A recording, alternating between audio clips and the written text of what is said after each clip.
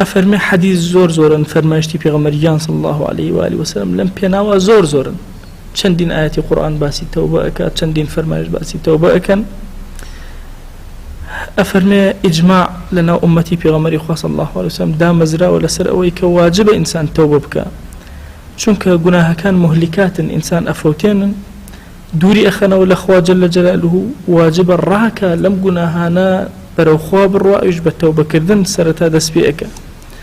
بردوام أبي إنسان توبة بك أفرمت شو كإنسان مهما كان شي بك إلا توشي عصيان به أجر هيج عصياني نكرد بكرد وكاني بلا شيء بزماني بهيش وازا قناهي نكرد أفرمي همي قناه بالضليات واجب لسري أبي لسر همك توبة بك أفرمي أجر هميش بالضليا نهات وساوسي الشيطان حتما لدليا هي أبي توبة بك الله أجر وساوسي جنهات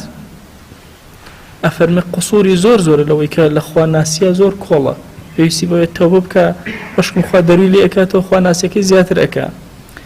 أفرمي همو أمان نقصاني إنسانا هيج كسي كيش بي نقص نابي بلام إنسان كان كمزوريان كوتو إنسان وتصورنا كأولياء خوا نابي قناهيان هذا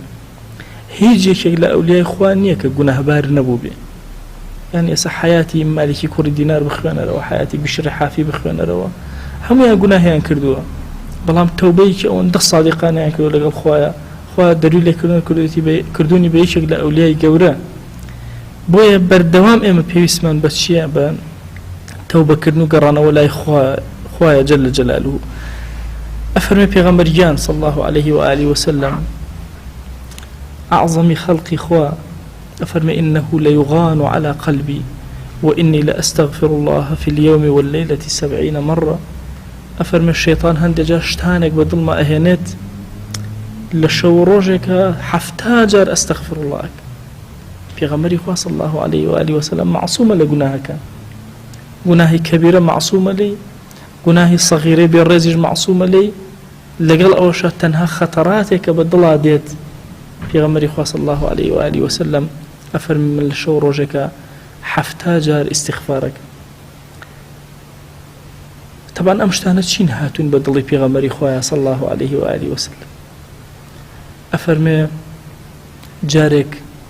كومالي أعرابي هاتن الله في غمر إخوة صلى الله عليه وآله وسلم أفرمي كهاتن بينيان أو زور بسادي وتيان شون أبي بيغمبرك أو هابي إما شون تلاي مليك كان أبو شوازة فرج لبردميان الراخرة ومالا كان يعني أبو شوازة قصر وقصورة كان أبو شوازة بوا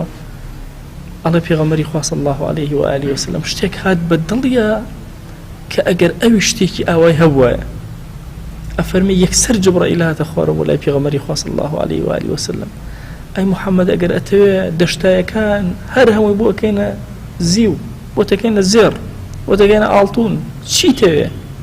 أمر بكبابو جيبا كريه أفرمي بيغمبري خواه صلى الله عليه وسلم استغفاري كل سر أو خيالاتك بذهن يا هاد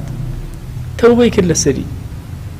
زور كاتبوا بيغمبري خواه صلى الله عليه وسلم بس خطراتك بدل يا هات وخوا جل جلاله جوابي داوته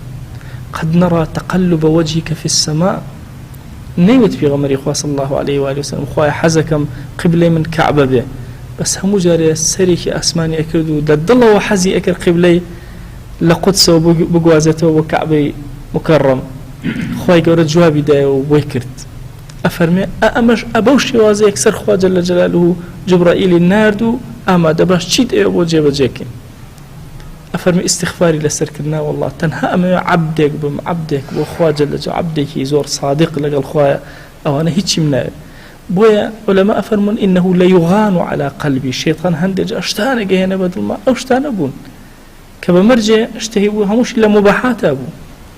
بلام خوا جل جلاله همو جواب أداء وأقر بيستايا بلام أو استغفاري لسر أكر توبي لسر أكر تنال لسر أو خاطرتاني كواب ضل يادي أفرمي ما دام بيغمري خوا صلى الله عليه وآله وسلم أو استغفاري كذبين لكاتك أخوا بيوتوا ليغفر لك الله ما تقدم من ذنبك وما تأخر خوا جل جلاله لقناهاني لم بيشو له باش همو يعني بوراوا أي باش غيري أو أبي حالي چون بي أبي چون توبة يبكى